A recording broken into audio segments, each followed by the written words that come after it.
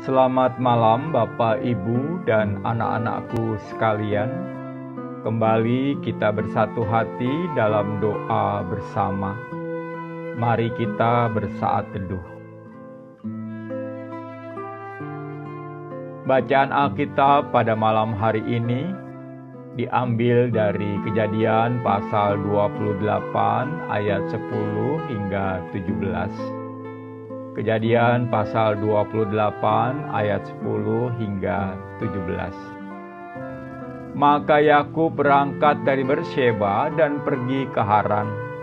Ia sampai di suatu tempat dan bermalam di situ, karena matahari telah terbenam. Ia mengambil sebuah batu yang terletak di tempat itu dan dipakainya sebagai alas kepala, lalu membaringkan dirinya di tempat itu. Maka bermimpilah ia, di bumi ada didirikan sebuah tangga yang ujungnya sampai di langit. Dan tampaklah malaikat-malaikat Allah turun naik di tangga itu. Berdirilah Tuhan di sampingnya dan berfirman, "Akulah Tuhan, Allah Abraham nenekmu dan Allah Ishak. Tanah tempat engkau berbaring ini akan kuberikan kepadamu dan kepada keturunanmu. Keturunanmu akan menjadi seperti debu tanah banyaknya, dan engkau akan mengembang ke sebelah timur, barat, utara, dan selatan. Dan olehmu serta keturunanmu semua kaum di muka bumi akan mendapat berkat. Sesungguhnya aku menyertai engkau dan akan melindungi engkau kemanapun engkau pergi. Dan aku akan bawa engkau kembali ke negeri ini. Sebab aku tidak akan meninggalkan engkau, melainkan tetap melakukan apa yang kujanjikan kepadamu." Ketika Yakub bangun dari tidurnya, berkatalah ia, "Sesungguhnya Tuhan ada di tempat ini dan aku tidak mengetahuinya." Ia takut dan berkata, "Alangkah dahsyatnya tempat ini. Ini tidak lain dari rumah Allah. Ini pintu gerbang surga." Bapak, Ibu, dan anak-anakku sekalian, setidaknya ada 4 hal yang bisa kita renungkan malam ini. Pertama, Allah adalah pribadi yang menyapa. Yakub bermimpi ada sebuah tangga yang menuju langit, dan dia melihat malaikat-malaikat Allah turun naik di tangga tersebut. Dan Yakub melihat Tuhan berdiri di sampingnya dan memperkenalkan diri sebagai Allah Abraham dan Allah Ishak. Inilah kali pertama Yakub berjumpa dengan Allah. Itu hanya mungkin terjadi ketika Allah menyapa dirinya. Kedua, tak sekadar menyapa, Allah berjanji kepada Yakub bahwa tanah tempat dia berbaring akan menjadi milik Yakub dan keturunannya. Keturunan Yakub akan begitu banyak. Yakub dan keturunannya akan menjadi berkat bagi banyak kaum di muka bumi. Menarik diperhatikan bahwa janji Allah kepada Abraham dinyatakan kepada Yakub, pribadi yang mungkin tak dipandang manusia. Yakub bukan pahlawan. Dia seorang penipu. Menipu ayahnya, juga menipu kakaknya demi berkat sebagai anak sulung. Dalam budaya manusia normal manapun, apa yang dilakukan Yakub merupakan aib. Inilah anugerah itu. Allah berjanji kepada pribadi yang dikenal sebagai penipu. Yang juga menarik, pribadi yang tidak diperhitungkan itu diberi kesempatan menjadi berkat bagi bangsa-bangsa lain. Ketiga, Allah berjanji akan menyertai Yakub dimanapun, dan itu juga berarti kapanpun. Dewa-dewa orang Mesopotamia kuno terkait dengan tempat-tempat tertentu. Dewa-dewa itu hanya memberi perlindungan sebatas wilayah itu. Namun, ini tidak berarti bahwa Allah mengikuti kemanapun Yakub pergi. Tidak, bukan itu. Tetapi Allah itu maha hadir. Allah sudah ada di tempat yang akan dituju, dan Allah siap melindungi. Keempat, Allah adalah pribadi yang berkenan menepati janjinya. Janji Allah tidak ditentukan oleh situasi dan kondisi rohani manusia. Janji Allah kekal adanya sebagaimana Dia sendiri kekal sifatnya. Bapak, Ibu, dan anak-anakku sekalian, pandemi COVID-19 belum berakhir. Allah pun tak akan pernah meninggalkan kita. Janjinya kekal. Sebab kita adalah miliknya yang ditebus dengan darahnya sendiri. Karena itu, marilah kita terus mempercayakan diri kita kepada Dia. Amin.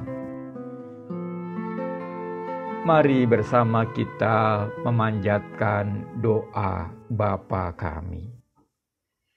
Bapa kami yang di surga, dikuduskanlah namamu, datanglah kerajaan-Mu, jadilah kehendak-Mu di bumi seperti di surga. Berikanlah kami pada hari ini makanan kami yang secukupnya, dan ampunilah kami dari kesalahan kami, seperti kami juga mengampuni orang yang bersalah kepada kami. Dan janganlah membawa kami ke dalam pencobaan, tetapi lepaskanlah kami dari yang jahat.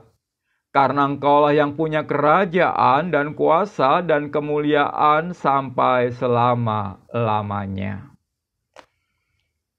Ya Allah, Bapa kami bersyukur karena Engkau mengingatkan kami betapa Engkau tidak akan pernah meninggalkan kami. Engkau siap menyertai kami dimanapun dan kapanpun. Tidak ada yang dapat memisahkan kami dari kasih-Mu, juga virus corona ini. Karena itu ya Allah, jauhkan kami dari rasa takut dan khawatir yang hanya akan mengurangi daya tahan tubuh kami. Mampukan kami juga untuk tetap berani mempercayakan diri kami kepadamu.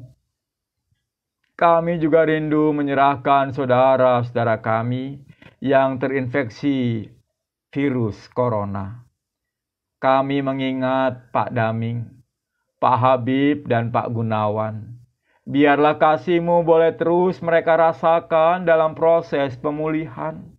Memang bukan perkara mudah, namun kami percaya Engkau akan terus menemani mereka. Para anggota keluarganya juga Engkau jauhkan dari rasa cemas dan khawatir.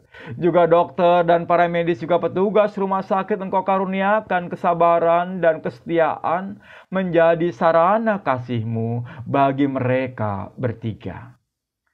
Jagalah juga keluarga, dokter, para medis, dan petugas rumah sakit ya Allah. Dalam pengasihan-Mu kami mohon.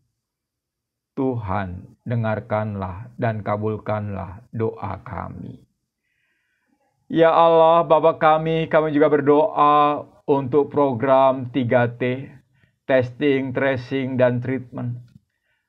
Terus dilakukan secara masif oleh pemerintah baik di pusat maupun di daerah.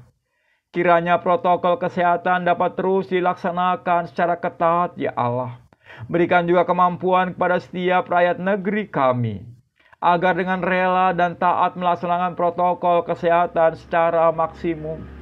Kami berdoa juga bagi setiap orang tua yang terdampak PHK, setiap anak yang harus belajar dengan keterbatasan kuota di rumah, setiap generasi tua yang rentan, setiap orang yang menjerit saat ditinggalkan orang yang mereka kasihi. Sertai mereka ya Allah.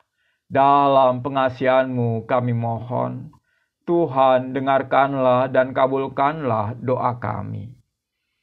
Ya Allah, Bapa kami, kiranya Engkau menolong pelaku usaha penggerak roda perekonomian ini. Kiranya Engkau juga berikan hikmat kepada pemerintah daerah maupun pusat selaku pembuat kebijakan. Kiranya Engkau berikan hikmat dan keberanian kepada pemilik usaha dalam mengorbankan kepentingan pribadinya untuk menyelamatkan para pekerjanya. Kiranya Engkau juga memberikan hikmat kreativitas kepada mereka dalam keluar dari persoalan bisnis mereka.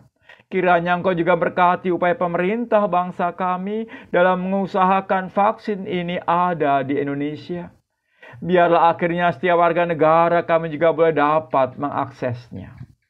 Inilah syafaat kami ya Tuhan, dalam pengasihan-Mu kami mohon.